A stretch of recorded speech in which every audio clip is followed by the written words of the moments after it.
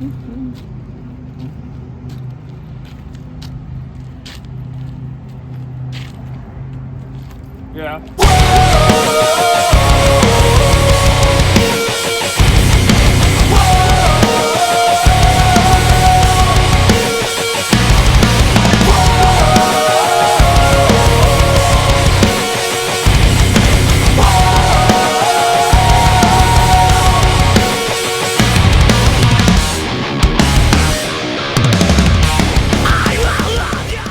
Hello.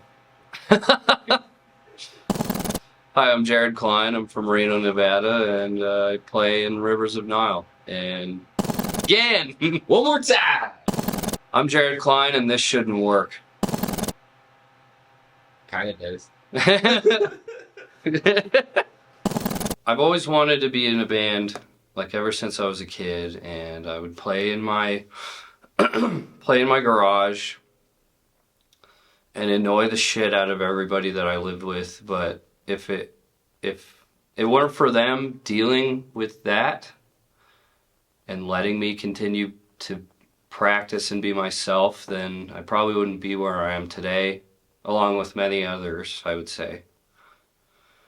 So yeah, I'm thankful to have that space to express myself or just be annoying as shit, not playing well on the drums. But that's how you learn. But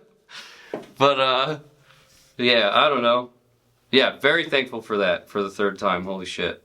So I guess it all started with my parents and my brother, because my dad was constantly trying to get me to play drums like he does, or just, play drums in general.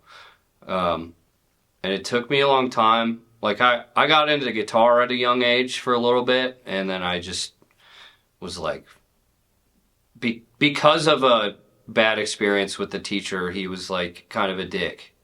And then I was like, well, I don't want to do this anymore. And so I didn't. And then I was embarrassed by drums for the longest time because they're so goddamn loud.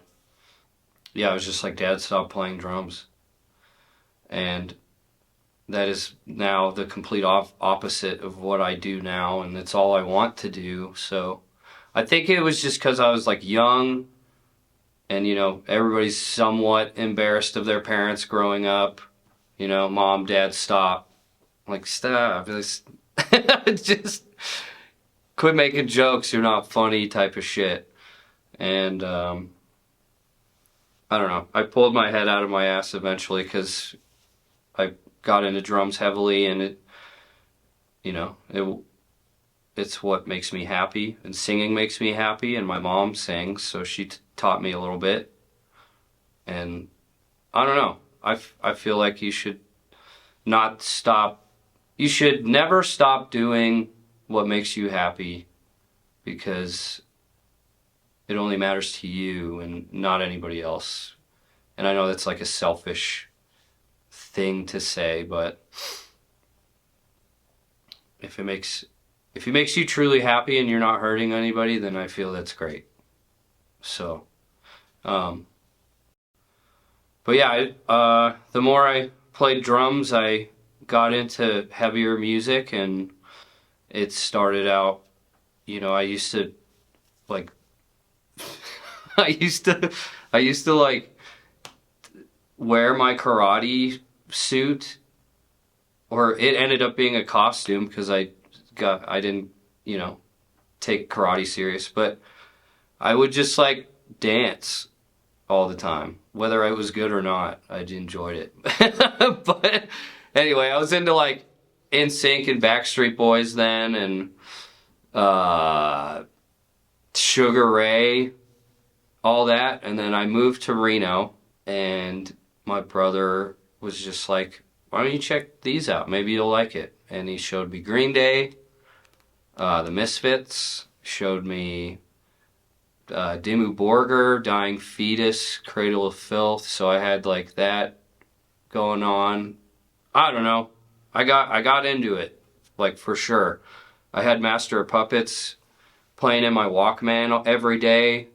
It was either that, or I'd switch between Puritanical Euphoric Misanthropia and Master of Puppets. Yeah, those Walkmans that are just like, it doesn't skip or anything, but it absolutely does. Fucking liars. Yeah, touring is hard for some. I mean, it's hard for everybody. You know, some people can continue to do it, and it is a weird lifestyle to a lot of people because they just don't get it. You know, to each their own, I guess. Yeah, I love it. I don't know. I love traveling. I love seeing new sights. I love camping. It's just a glorified homeless person, t-shirt salesman. Yeah, all the above. Not in a funny way, obviously, but like I'm not talking down to myself or anybody else, to be clear. But I love the camaraderie of being with your homies in a van or a bus, or, you know, just hanging out with your best friends on the open road. Very cliche to say, but I don't care. But there's nothing like it. Just like there's nothing like Reno. There's nothing like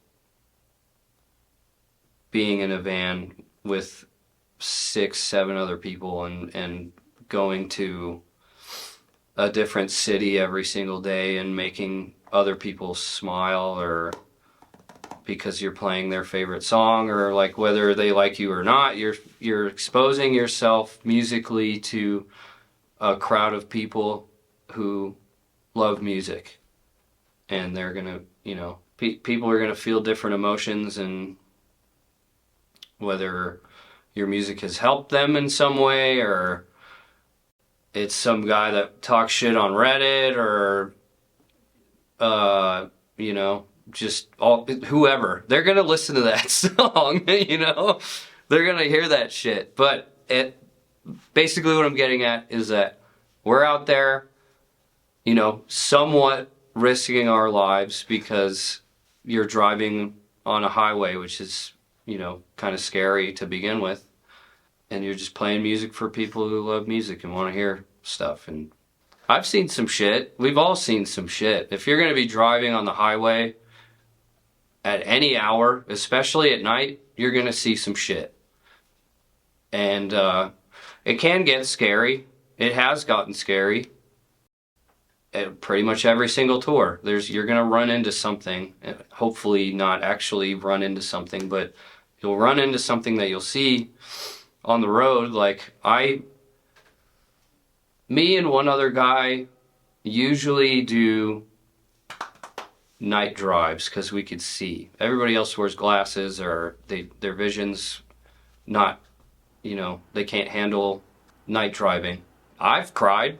I'm not afraid to admit it, you know? Yeah, I feel like we've all cried, whether it was in front of your homies, or by yourself, or some people have mental breakdowns and freak out in front of everybody on the tour.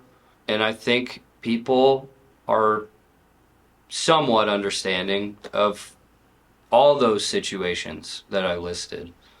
And if they're not, then they got something that they need to work on and be nicer to themselves mostly, and other people. It's really hard, yeah. And, you know, back to night driving, you run into drunk people. Again, I'm not talking about car crashes, just things that you see. Like, that's what I mean by run into. But anyway, you'll see semi-truck drivers falling asleep at the wheel. You get construction, the fucking roads are shitty, in the middle of like nowhere. It can get scary. we're driving in Wyoming and we're driving uphill, but our fucking van was going sideways and the trailer was like this, so I could like turn my head to the left and the fucking van trailer is right there. And it's the scariest shit. And at the same time, there's a guy on a motorcycle like on the side of the road driving like 5-10 miles an hour, and we're just like going the same speed, and I'm just fucking just like trying not to die or wake up my bandmates or anything like that. At that moment when we stopped, I was like, this is fucking scary. But like, it's not the first time I've dealt with like any snow, you know. Obviously from where we live, we deal with that shit and we know what it's like. But it scared the shit out of me because we didn't have any chains. So I pulled over. It was cold and we couldn't like leave the van on because it would overheat, you know. So it's like cold as shit, and I'm like, I don't know if I want to do this. Like, and you know, after that, I've asked myself if I want to keep going, and I'm glad I did.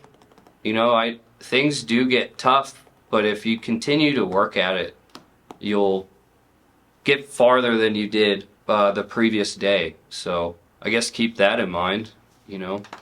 Keep that in mind. Everything you do one day is going to be better than the previous day. So that's cool, right? Yeah, I don't know. What I do, if I have podcast work or any work, I will do that first, because that's, you know, making money is hard in this industry. So if you got to work like real hard. If I have work lined up, or you know, drum lessons or anything like that, any way that I can do to make some cash or help somebody out and teach somebody something is great. So I'll do that first, and then I will focus on practice for 2 to 4 hours a day, depending on what I have to work on and how much motivation I actually have. Because most of the time, not most of the time, some of the time, it is very hard to stay motivated because of either life or actual work is running me down, or if practice has been too much and, you know, I'm not in the shape that I want to be, or if I get out of shape, no motivation whatsoever. So it's kind of hard to balance that. But I've learned recently that if you make lists, it makes life a little easier. Or setting goals for the day, you write down a list and you get shit done. And then you'll feel so much better about it because it's right in front of you. And this is on the list. Woo! Okay. I do what I can. I listen to like other genres, like funk. My dad raised me on funk and jazz fusion, so I'll take elements from there. Or when I played in Flub, Eloy would help me find new techniques to play drums, and like teaching, or like sending videos of other drummers that he likes that play like Latin style beats. So it was cool to learn Latin. Like before I knew they were Latin beats, I kind of accidentally put them in material, you know, without knowing. So yeah, I don't know, listen to other genres of music so you could learn how to play them, and then you could, if you feel like it, you could add a disco drum beat to a metal song, or, you know, just whatever you want. But it's okay to be, I think, you know, be open about music, because how the hell, if you're going to continue to listen to the same genre, how are you going to expand? How are you going to learn more things and become a better musician? If we confirm a tour, I will be practicing every day that I can, leading up to the tour. And then once it's like a month to 3 weeks away, I'll add more time to practicing. I do practice and play the drums as much as possible. When it's like a week or like 2 weeks to tour, I'll practice every single day as long as I can, constantly working on the songs. If a song didn't feel right, I'll start that over, or I'll save it for after the set, play it again, and then we'll we all get together in Pennsylvania and practice for a couple, like 3 days to a week before a tour, depending on, where we're going. If we go to Europe, we'll be able to practice in Europe just to make sure all of our gear's working and it's ready for the like tour and stuff like that. Warm up before every practice so I get in the habit of that on tour, because I feel if I don't, then I'll pull something, or it just doesn't feel right when I'm not in the game mentally. Looks like me pacing around for 5-10 minutes doing vocal warm-ups. And then I use a gyro ball to loosen up the muscles in my forearms and my wrist and my elbows. Yeah, so while I do that, it's basically like 5 minutes per arm, just doing that in vocal warm-ups so my voice is ready to go. No vocal cracks, hopefully. Everything's loose in my throat, and warm up on my pad and kind of just do like marching band warm-ups first, doing 8th notes and 16th notes to kind of loosen my arms. And if I have a song in my head or like some kind of stick exercise, I'll fuck with those for a little bit. I don't know. Or sometimes if I'm feeling it, I'll try to see how fast I could go. Typical drummer stuff. Yeah, once I'm loose, it's usually showtime. So, and then we just bring everything on stage and kill it and get off as soon as, like, as fast as possible. That's it. That's what I like to do. I like to set up as fast as I can. Obviously sometimes I have problems, like who doesn't? But it's like it's like a cool mental goal to break every time. Like to set up as fast as possible and then get off stage so the next band can play and they have a good set and have fun, and then we all hang out. And it's a great time. Yeah, touring's hard. So when you get home, back to reality, just keep your mind busy, I would say. I've had a tough time here and there, like sometimes getting back home and getting adjusted is a little hard because you're so used to being in a different place every single day. And you'll wake up in your room and you're just like, where am I? What's happening? And you have free time. What do you do with that? I don't know.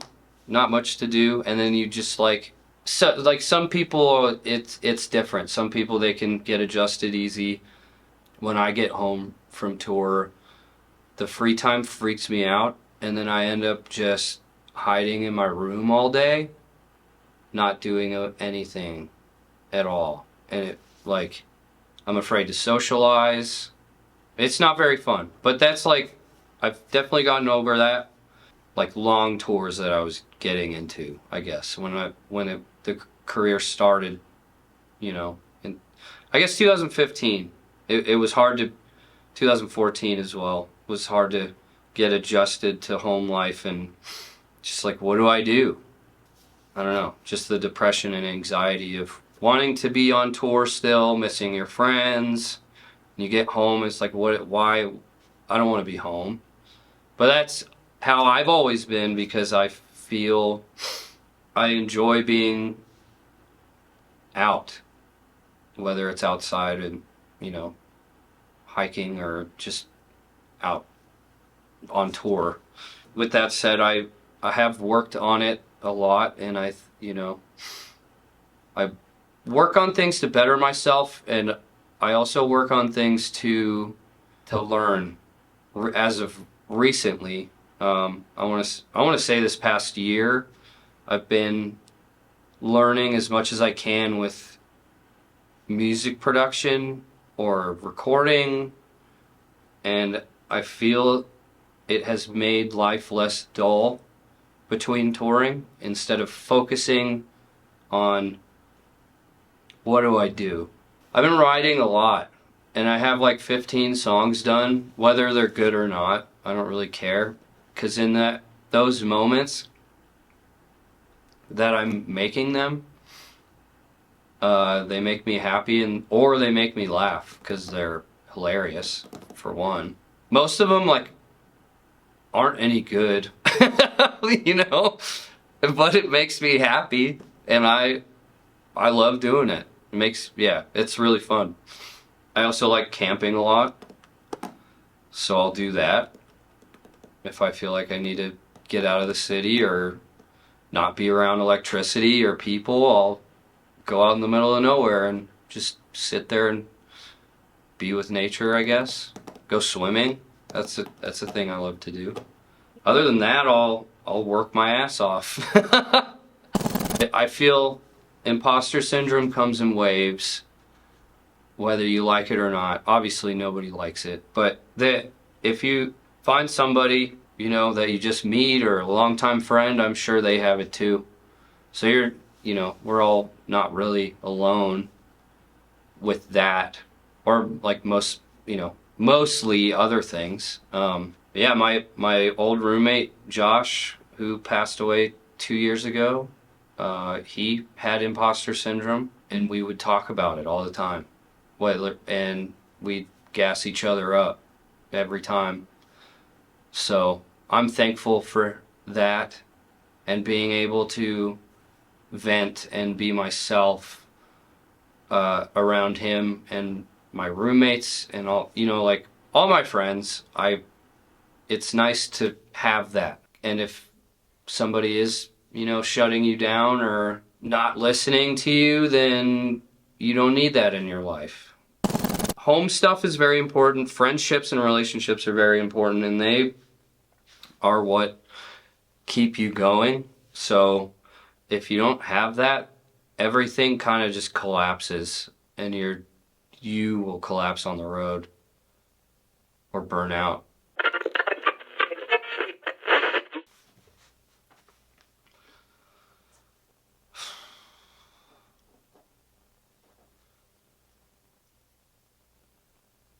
I guess my forever message would be to be yourself unapologetically, no matter what.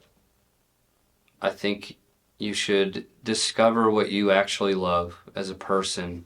I'm not a perfect person, and nobody is. And, I feel like I don't fully know myself, but I'm getting to know myself, and it took some time. But I love who I am as a person because I care. It used to feel like a curse, but it is in fact not. So the sooner you get to know yourself and love yourself, then you could truly love everyone around you who loves you. I don't know. We're here. You should live your life. You should enjoy your life. And if there's something negative that is stopping you from true happiness, then it needs to go away.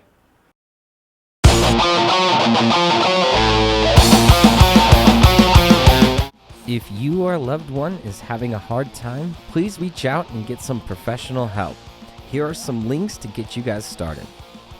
We would rather hear your stories than attend your funerals. The world is always a better place with you in it. Now, as you wait for new episodes, please follow us and our affiliates. We love you guys. Keep your heads up.